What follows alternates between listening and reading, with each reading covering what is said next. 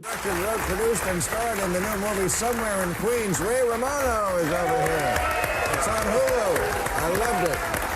She is the anchor of CNN's Laura Coates Live. You all know Laura Coates. Okay. You're a big star and novelist and co-host of the America This Week podcast. Walter Kern was as funny as ever tonight.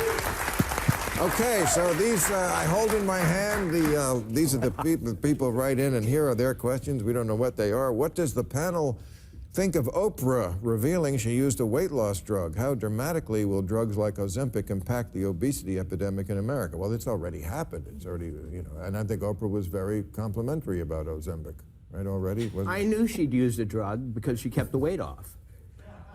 It seems like every other Oprah diet hasn't worked, so it had to be something, right? Right. I think Oprah looks wonderful, but I will say I'm glad that she's talking about the lack of it. There should not be shame associated with what people are doing. However, you know, if it's going to turn into you get an Ozempic and you get one, different story.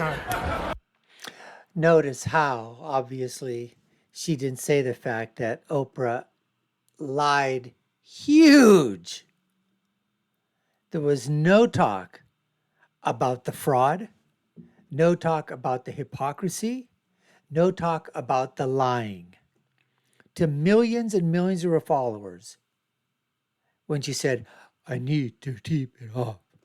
I need to do it the hard way. I must do it the hard way. Meaning diet and exercise. No talk about that. What else would you expect from a soul sister and from somebody on CNN? Can I ask a question? Please do. Are we okay with Ozempic? Is there what's the downside? Well, We don't know yet. Yeah. I'm hearing good. I hear good. Great question from Ray Romano. Just asking. Is there a downside to this? We're talking about a drug. What's the downside? Coming from the comedian and in typical Ray Romano fashion. What's the downside? Good things, and that it's not only going to be useful for weight loss, but addiction. I mean, it does something to your brain. I don't know. No, I mean, would I use it? No. I don't. And you use everything, right?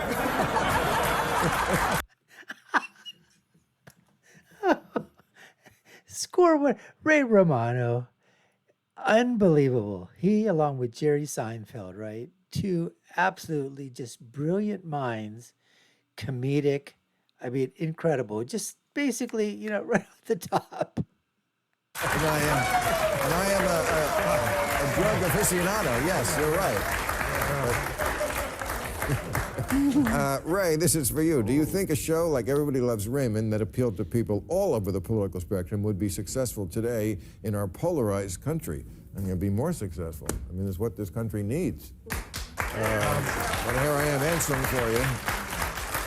It's hard to say. I mean, the landscape has changed. TV has changed. And a live sitcom in front of an audience is kind of a throwback thing. But I think at the end, you know, funny is funny if it's done right. I think it can survive if you do it right. I'm much more worried about stand-up. I mean, stand-up, yeah. I mean, somebody, a friend we both know, was telling me about performing recently at some place, and there was like mostly millennials, and she goes into her act, and she's hysterically funny, and she said there was this like feeling of like, oh, the old person is doing jokes. That's like corny now. Jokes are corny, Ray. Don't tell jokes, it's corny. What do you expect from millennials? All they do is complain and whine and cry and just woe is me. It's all about me. That's where they're me-lennials. Well, I still go to the clubs. When I'm in New York, I go to the And Cellar. please keep telling jokes. They're funny. Yeah. Don't let the millennials dissuade you.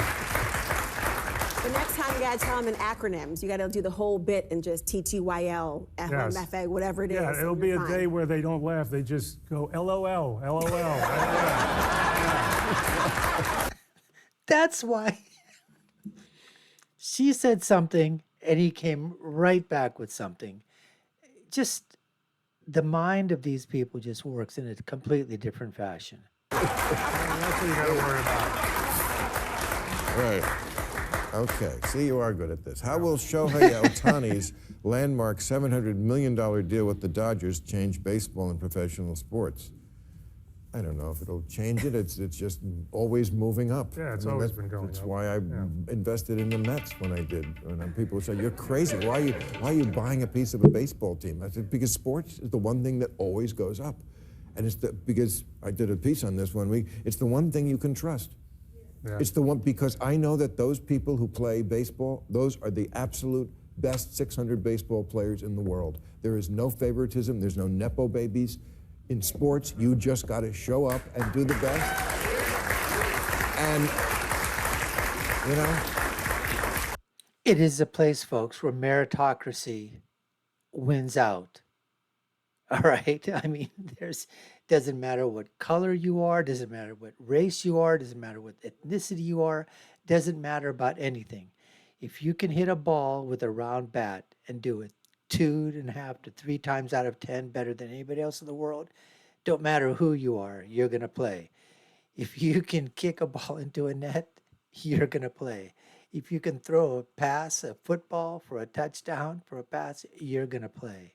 If you can throw a ball through a roped netting into a basket and you can do it, doesn't matter who you are, tall, fat, skinny, brown, black, white, red, green, purple, you know, Christian, Hindu, Muslim, Buddhist, atheist, you know, right, liberal, Democrat, Republican. It doesn't matter. If you can do those things in sports and you can be the top elite athlete, you're going to be there. There's not going to be any affirmative action in sports. You take that to the bank. If LeBron James' kid isn't good, he won't play. Right. As great a story as that is, he won't play. Ohtani's changing the sport by being an athlete who can pitch and hit. I mean, that's unheard of. So Well, Babe Ruth did it. yeah, but and not- that's it, right? Right. Yeah. So you're saying there was a gap. This may be an outlier opinion on this, but I think because I think that the way elite athletes work, it's a mental thing.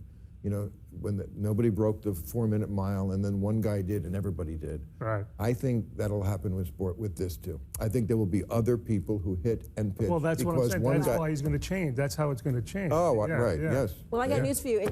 You'll always be the outlier when you can invest in a sports team. Absolutely. That was her backhanded slap way of going white elite man, rich, white elite liberal. Oh, you're the outlier. Maybe I am richer than you. You're gaining on it. No. But you know what's changing? If that is the amount of the contract, that explains the $25 hot dog. Is there really a $25 hot I mean, it's like you get a hot dog, you get a Oh, I soda, know. you may get a pretzel. The Cracker Jack toy is not even like a real toy; it's paper. I mean, it's a whole thing. Right. It's a whole thing now. No, I never understand the American economy. I don't like Taylor Swift tickets. I read somewhere that the average spent on the Taylor is $1,300. Now that includes like travel and merchandise, but like that many people have that much money to waste. I mean, can you The thing imagine is, going to? they don't have that much money to waste. They beg, borrow, they charge up their credit card. I think they get it from their parents. They get it from their parents, and then Yeah. they turn into Hunter Biden later because Check and mate, folks. Check and mate. Now, check this out. Great thing here, but look at her face. CNN lady, right? She didn't like that joke at all. She didn't like it. She's a Biden supporter. She's a Democrat. She's from CNN, which is clearly the Negro Network, correct? That's what I'm going to say. Clearly the Negro Network. Boy, poor Hunter Biden. Laura, what do you think of Jack Smith taking Trump's immunity claim directly to the Supreme Court? Brilliant. Why not? I mean, why not go straight to the horse's mouth? Of course. I mean, Why or none wouldn't of them. she? I mean, you're going to have a time when you know it's ending up in the Supreme Court. So why go through all the rigmarole and that circuitous route? Well, just give me the answer. Is he immune or not? Do I have a case? So Is there a trial in March? Now, Ray claims he's not smart enough to do this show, but he plainly is. Just pretend he isn't and explain the background of this, right? Dumb it down. Not dumb it down, but I mean, people may not have heard about immunity, and I'm a little fuzzy on this too. So So Jack and Jill went up a hill, and then they. No. I'll give her this. She is kind of funny. I mean, she does come up with some quips, so there is that endearing quality about her. But besides the fact that I would be willing to bet the house that she definitely leans left. To you guys, I may be going to your right, but she leans left. Honestly, here's what happened. Really, it's this. Remember that statement by Nixon, if the president does it, it's not illegal. Right. Remember that statement? Well, everything a president does is not an official presidential act. Going to the bathroom, campaigning, creating a crime. These aren't things that are in the wheelhouse of a president in the same respect. So they're trying to figure out, if it's not what your official duty is, do you get the protection of being able to say, you can't touch me, you can't prosecute me, because everything I'm doing is part of the job. That's the immunity issue. which of his 4 trials does this pertain to? This pertains to the January 6th trial in Washington, D.C., the big one, the federal trial about election subversion.